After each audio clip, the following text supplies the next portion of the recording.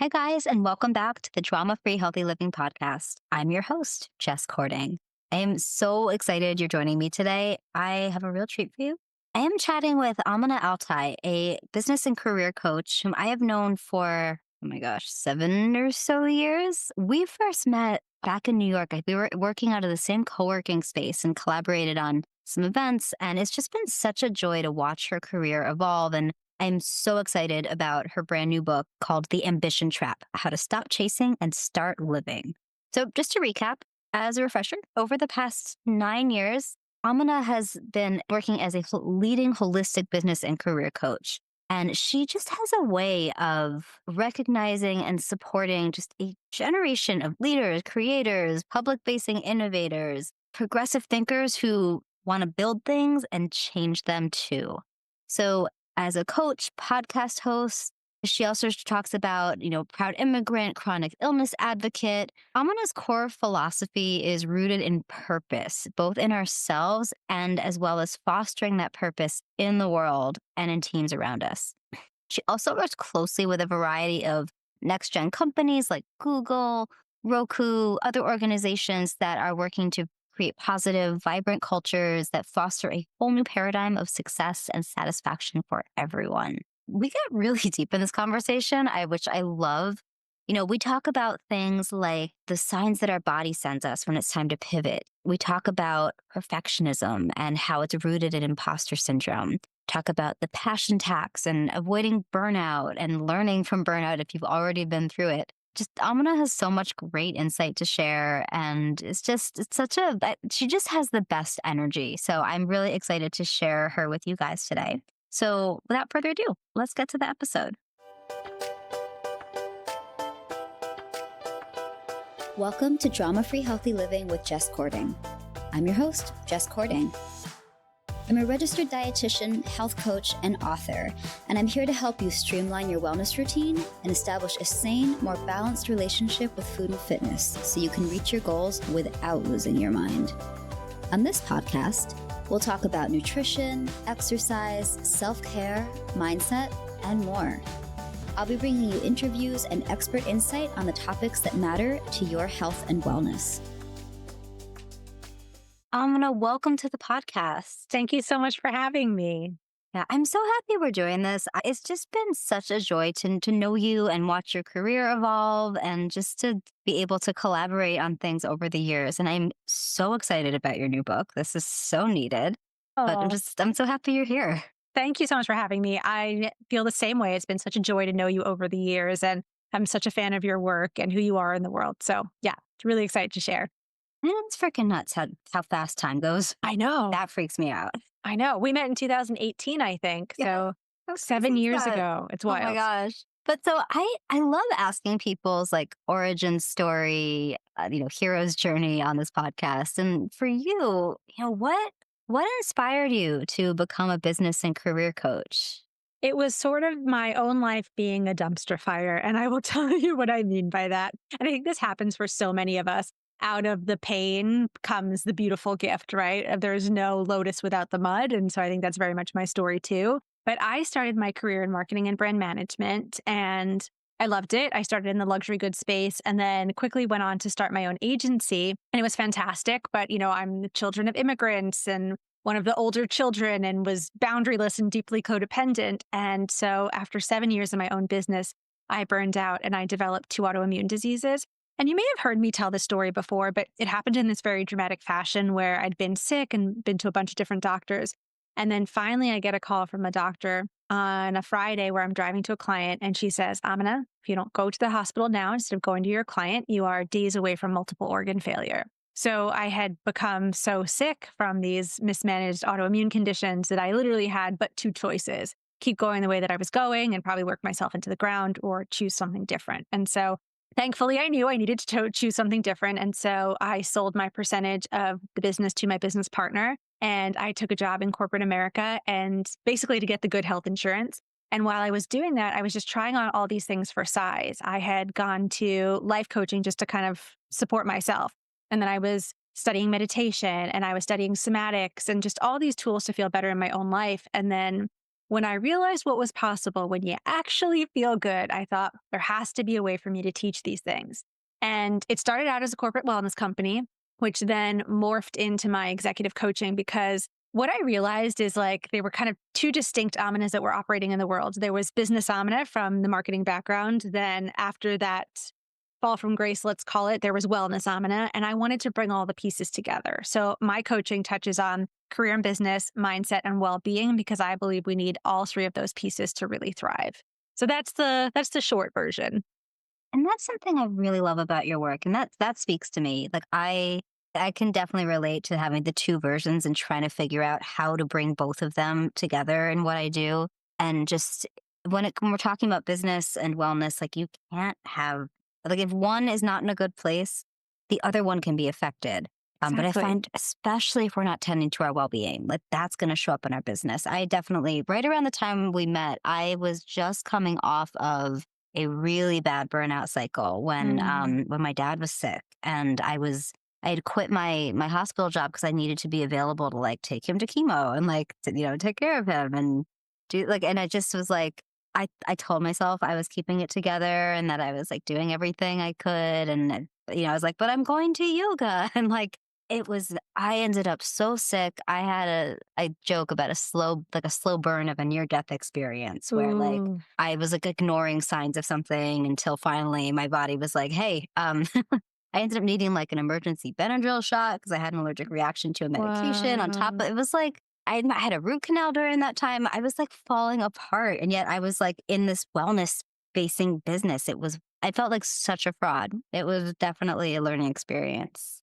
I really resonate with what you're saying because I also think that sometimes the business of wellness can burn us out and make us feel like frauds, right? There's all this pressure to do all the things. And if we're not doing all the things, there's some kind of value judgment. But sometimes doing all the things actually only exacerbates the burnout because there's all those, memes and viral videos on TikTok and Instagram of like, okay, my red light, my ice bath, my yoga, my stretching, my meditation, my journaling, right? And that also can contribute to burnout. We have to be really honest about that.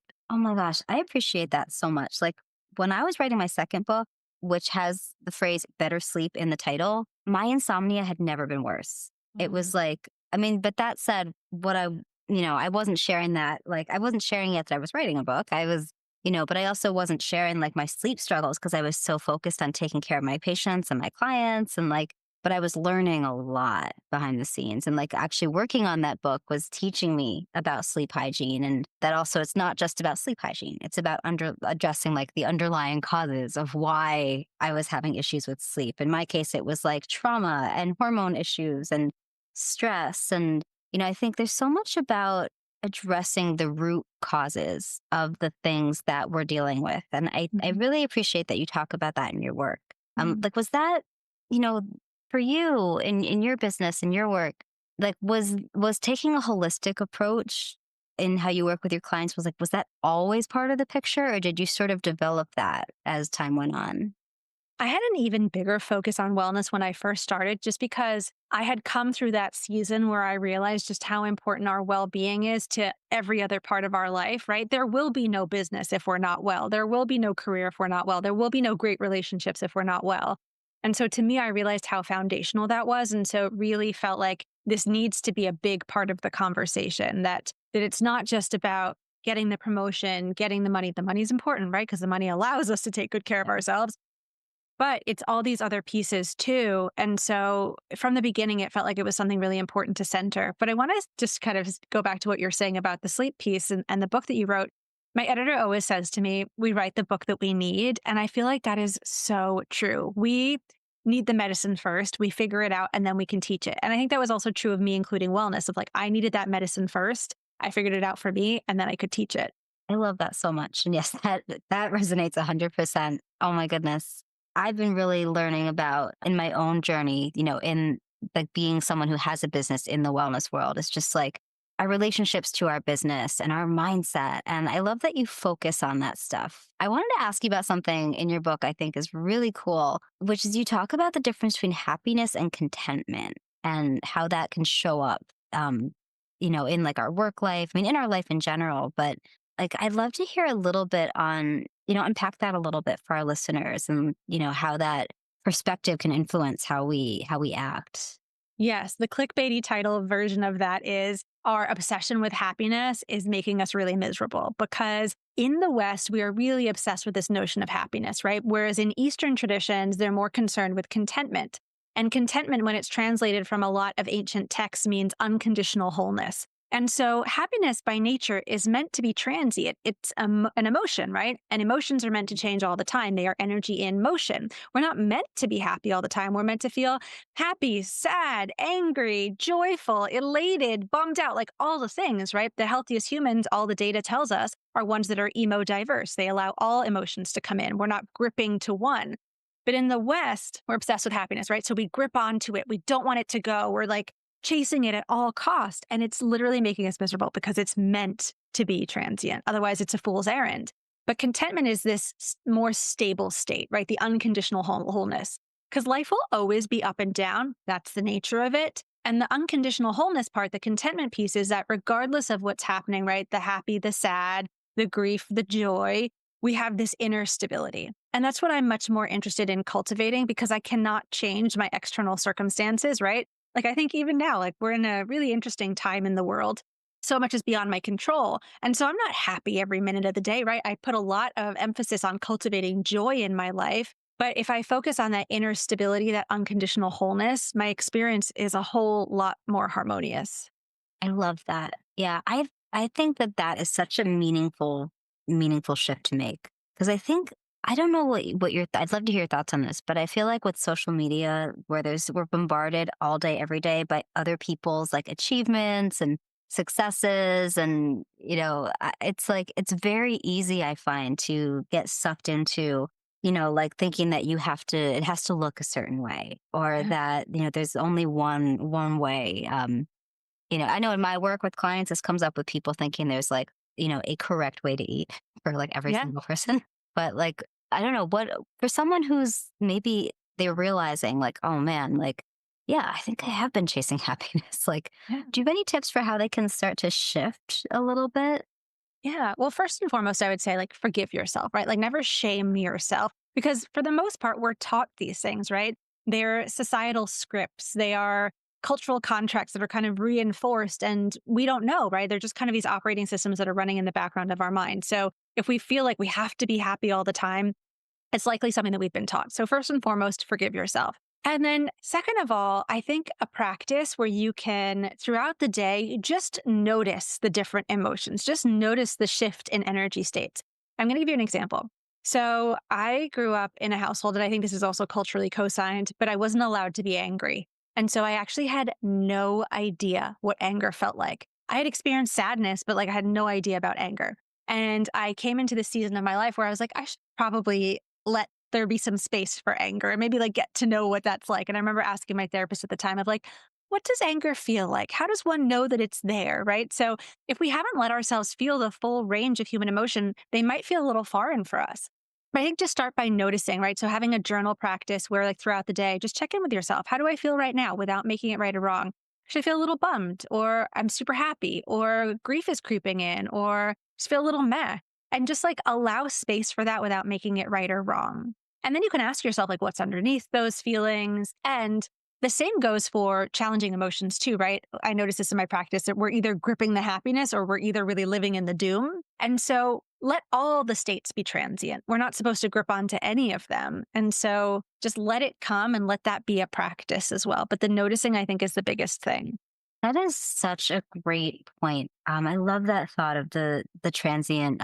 Okay, confession. I have been reading tarot cards for maybe like 25-ish years. Love. And I go through phases when I'm getting certain cards over and over. I'm like, okay, this is interesting. Like, because I've been doing for myself, just like a daily pull of a card, or lately I've been in pattern doing 3 cards in the morning. It's kind of like my morning meditation. And I was going through a phase where I kept pulling the Wheel of Fortune. I often think of a line from a Bob Dylan song where it's everything passes, everything changes. And just this idea that, where we are now, it might be related to something that was put in motion previously, but it's like if you don't like where you are now, things are going to keep turning and moving. Or if you really like where you are now, appreciate it, but recognize that it's transient.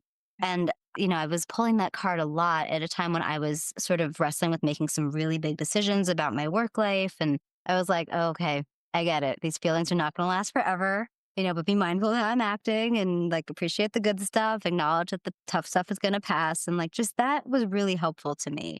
I think, Yes. Sorry.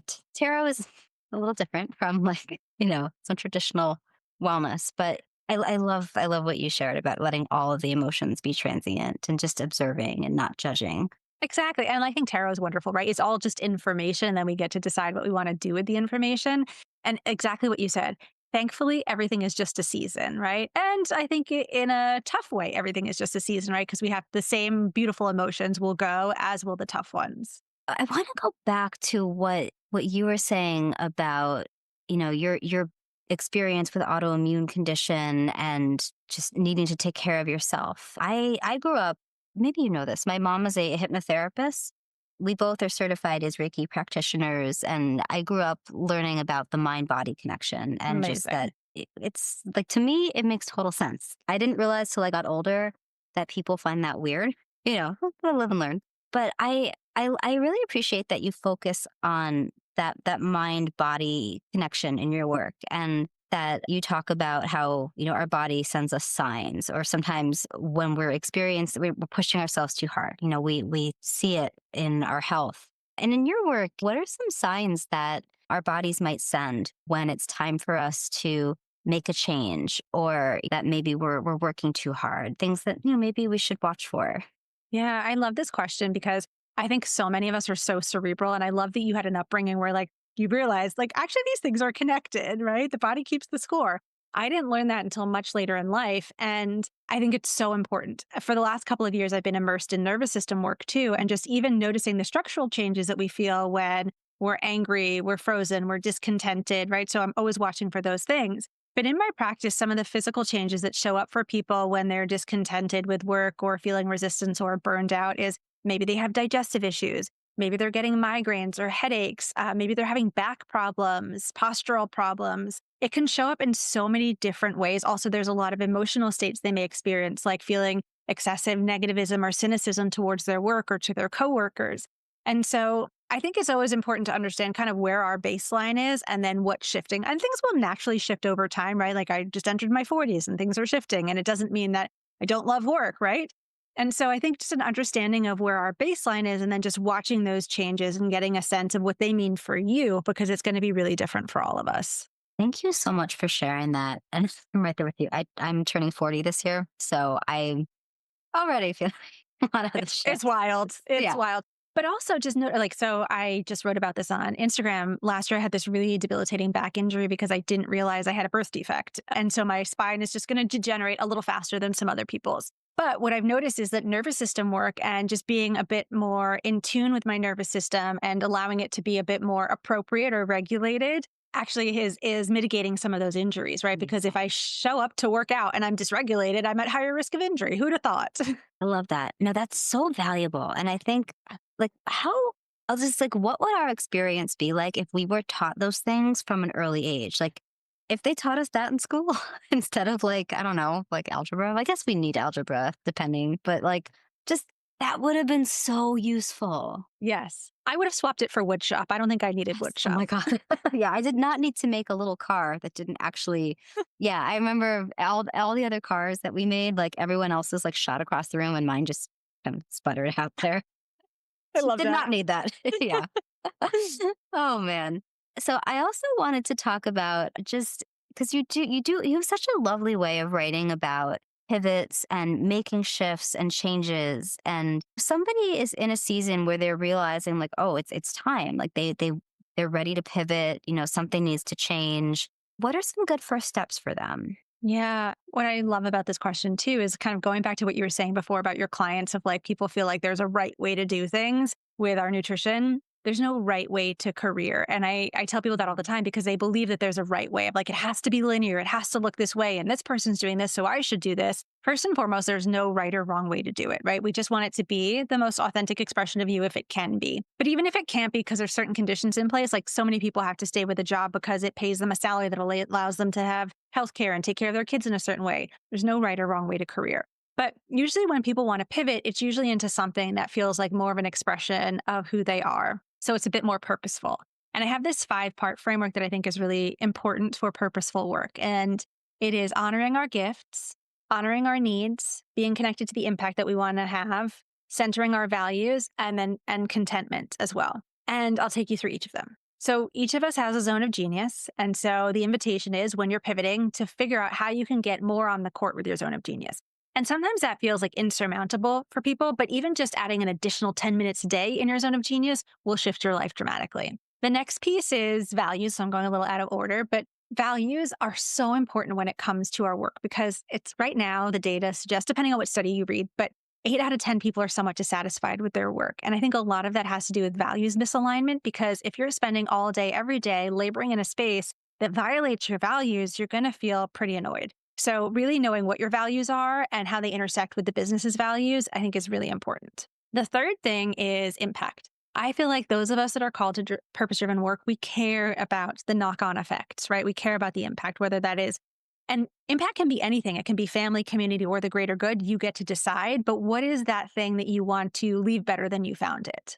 Then there's our needs. And this one often gets sacrificed. So many people are like, well, it's like I'm working in a space that I really like. It's half the salary that I need, but they're giving me a free parking space. And it's like, no, like your needs aren't met. And if your needs aren't met, you can't show up fully. We can't be in service. We can't take care of ourselves, going back to the wellness piece, right? So needs are fundamental.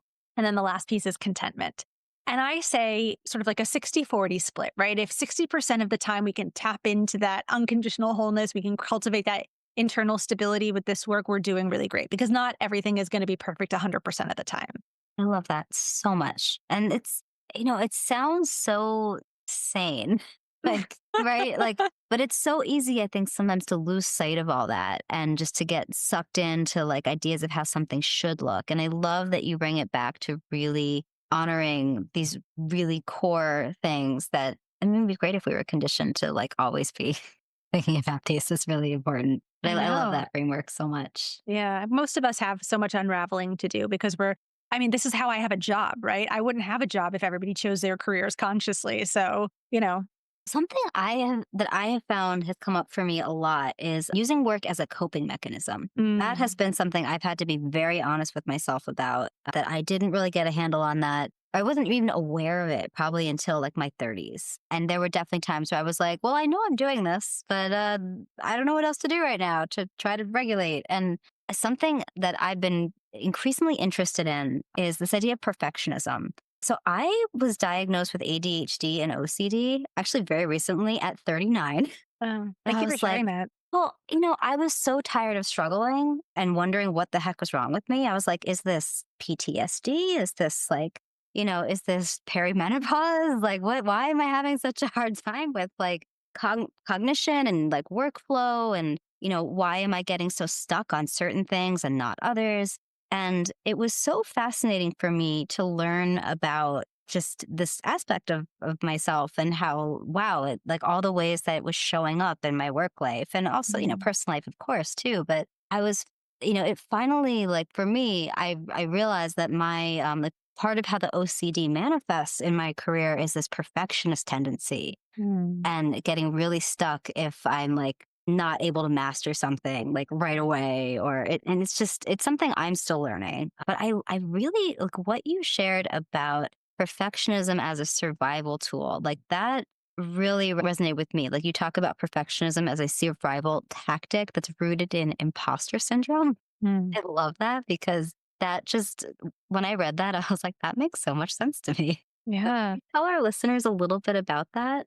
Yes. So perfectionism is a survival tactic rooted in imposter syndrome. So for women and other historically excluded people, a lot of the times the spaces that we want to be in, we look around and we don't always see people that look like us, right? So we question our sense of belonging.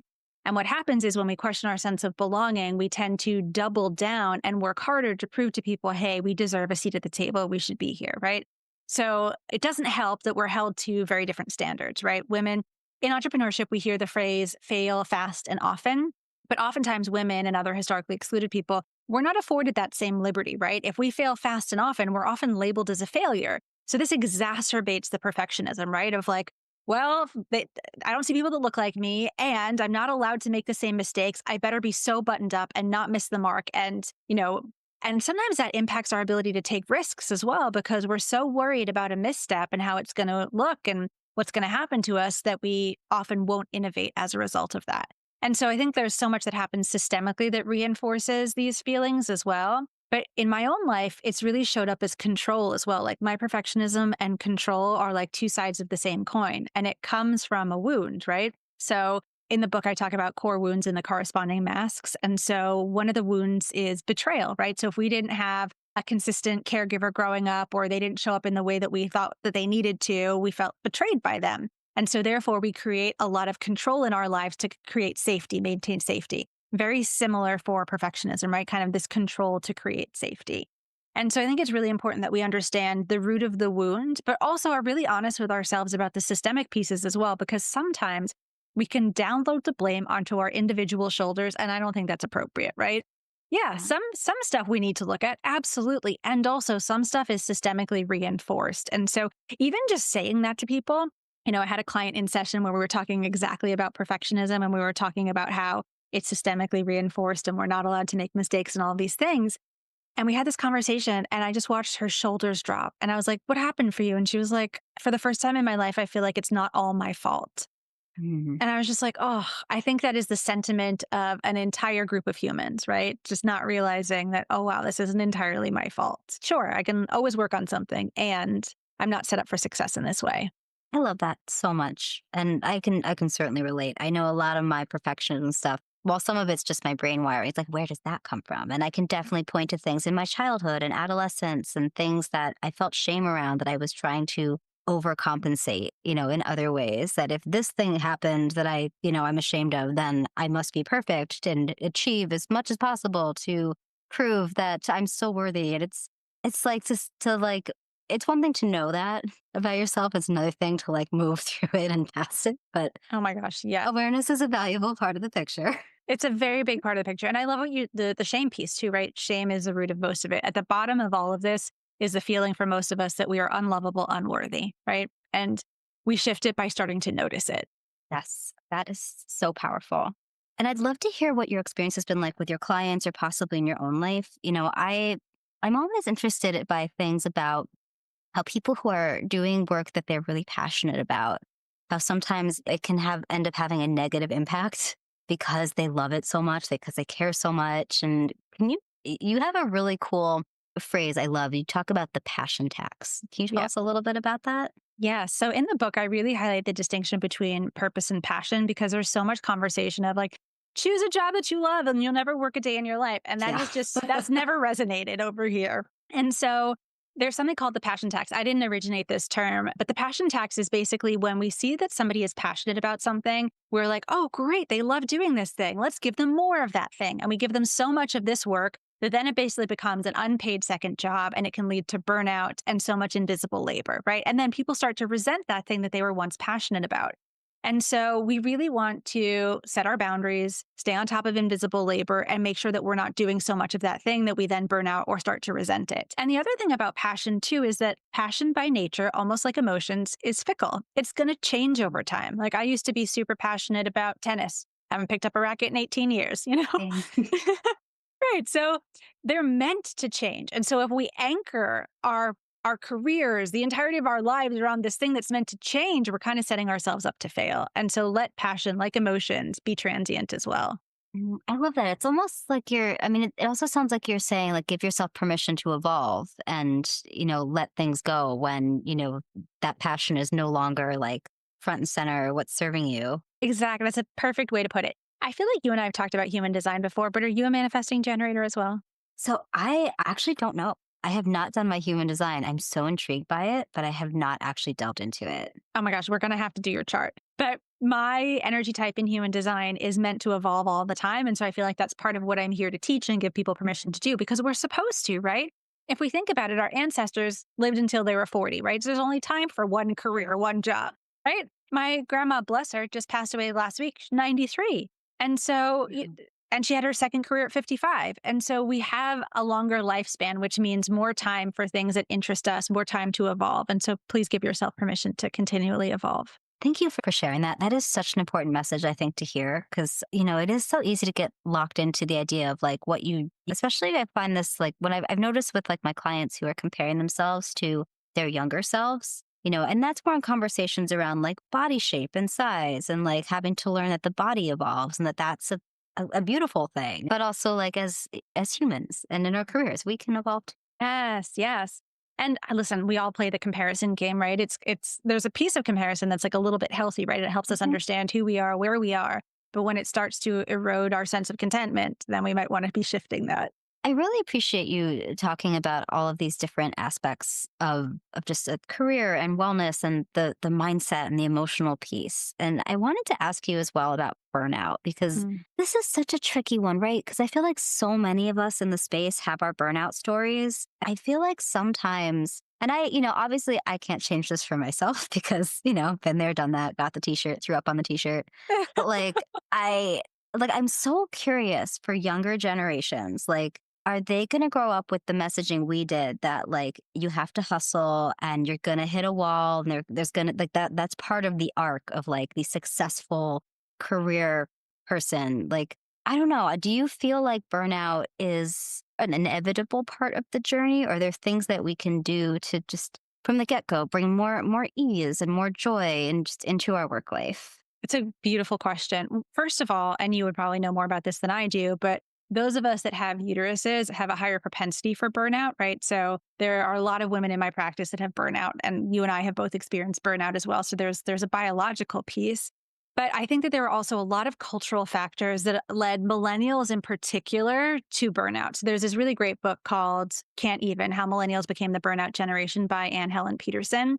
And she talks about how there was a confluence of factors from being the trophy children that got the trophy for everything and like needed to win. And then coming of age and entering the workforce around the Great Recession, and just so much precarity in our coming of age that we had to outwork everybody in the room. We had to prove our value. And it was just impossible. It's like you cannot win a broken system. And I think we were all trying to win a broken system. And I think that led us to burnout in lots of ways. And I think Gen Z is so much wiser. I think every generation has the benefit of standing on the shoulders of those that came before them. And I'm so glad that Gen Z gets to stand on our shoulders and hopefully mitigate some of that burnout, just watching us all fall flat on our face. Like you said, get the t shirt and throw up on it, right? So I do have a lot of hope that they're watching us and learning. And I think that we just came of age in a particularly challenging moment. Thank you for mentioning the recession. I forget sometimes what a factor that was. Like, I Oh, just yeah. look back, I'm like, "Yeah, 2008, I graduated college, I got a job, I got another job, got an internship. I just need to pay the rent." Like, I was just so blasé about it, And I look Yeah. back and I'm like, no wonder. like, Yeah, it was really challenging. So many people were graduating, couldn't get jobs. Then, so they went to grad school. Then it made the grad school application harder for people, right? There's just all these yeah. knock on effects that happen. Yeah, thank you for shedding some light on that. I feel like it's helpful we have a lot of listeners who are millennial women, so I feel like that's really helpful for them to hear about that. I feel like the takeaway is like, it's not all our fault. I feel like people just need to Yes. hear, like, sure, we've got a little bit of our side of the street to clean up, but it's not all our fault. Yeah, thank you for sharing that. So if somebody like for somebody who is, maybe they're just starting a new phase of their career and they really want to be intentional about avoiding burnout. Like, I know you have so many tools you share, but any, a couple that you'd like to highlight? So, preventing burnout, I think the first thing is I have a framework around burnout in the book, but one of the things that I think is really important is one, living above the resentment line, and then two, tolerations. And these things kind of go hand in hand. So, I would invite people to make a list. So, if you're starting a new job, make a list of the things that you were tolerating in your old job that you need not be tolerating. So, basically, the things that you need to raise the standard on. Maybe you were tolerating being underpaid. Maybe you were tolerating being under resourced and not having the right support staff. Maybe you were tolerating workplace microaggressions, whatever you were tolerating that you are not going to tolerate anymore, because all of that has an emotional toll and can lead to burnout too. And living above the resentment line. A lot of us live below the resentment line and we don't tell anybody where this line is. So the resentment line is exactly what it sounds like. If we live below it, we are resentful. If we live above it, we're not resentful. And sometimes we live below the resentment line because we're letting people trespass all over our boundaries. Sometimes we're living below the resentment line because we're not making enough money. There's so many reasons that we could live below the resentment line. But all of that also exacerbates burnout. So I would really invite you to look at how you were showing up in the current role and then what you can shift moving forward. And then, of course, boundaries, right? Boundaries play such a big role. So going back to the toleration conversation, what are you willing to tolerate? What are you not willing to tolerate? What will you say yes to? What will you say no to? And then connected to the boundaries conversation is knowing your trade offs. So if you say yes to something and your plate's already full, it usually means you have to say no to something else. So what will you trade off in the new role? That's so juicy. It's really good. I think Thank you for also sharing just, that. of course, I think also just thinking about who do you want to be in this next role, right? A lot of the times when we end a job and we kind of do a postmortem and look back, we're like, there were wonderful things. And then there are ways that I showed up that I wish I could do differently. So who do you want to be in the next role? How do you want to show up differently? Because that will also help with the burnout conversation, right? I don't want to be working 60-hour weeks. I don't want to be bedraggled. I don't want to live below the resentment line. I want to be abundant in time and energy and support and all the things. So even just taking a minute to jot down the dream of what you want for this new role. I love that so much. So I have you just a few more minutes, and I wanted to make sure that we talk about your book. Okay, so your new book is called The Ambition Trap: Yeah. How to Stop Chasing and Start Living. If people want to buy the book, learn more about your work, connect with you, how can they do that? The best place to buy the book is anywhere you love to buy books. So if you love to support indie bookstores, please do that. If you're a Barnes and Noble person, please do that. The book is available everywhere you get books. So whichever is your favorite, yay, I'm happy for you to do that. And then you can learn more about my work on my website, AminaAlTai.com. I'm sure the spelling will be on the show notes. And then on social, it's the same thing at Amina AlTai on Instagram. And you can find me on LinkedIn, Amina AlTai.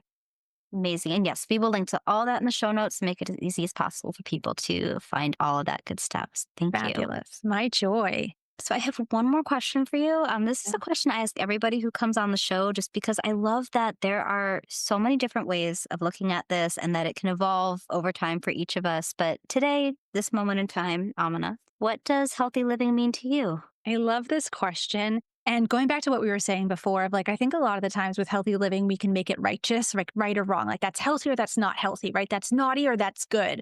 And so for me, I think it's more about integrity and alignment. And so integrity and alignment in living looks like I'm doing purposeful work where my needs are met and my talents are being utilized. I'm pouring into my relationships. I'm supporting my nervous system and I'm part of community care. So I'm in a collective where I'm giving back and I'm receiving. And that to me feels like quote unquote healthy living. Thank you so much for sharing that. And just, I appreciate you taking the time to share your wisdom and just energy. It's always so lovely to chat with you. Jess, I am honored and overjoyed. Thank you so much for shining a light on my work and asking the most thoughtful questions and letting me be in your community's ear. And all of you guys who are out there listening, I really hope you enjoyed this conversation. If you like what you hear, do please consider leaving us a review on Apple Podcasts. They do matter and help me continue to bring you wonderful guests like Amina. And as always, you guys, thank you for being here. Like, share, subscribe, and I hope you have a wonderful day. And we'll talk soon. Thank you for listening to Drama Free Healthy Living with Jess Cording. We'll see you next time. Just one more thing. I may be a dietitian, but I'm not your dietitian. The information in this podcast is meant for educational purposes only and is not intended to diagnose or treat any medical condition. It is also not a replacement for individual counseling.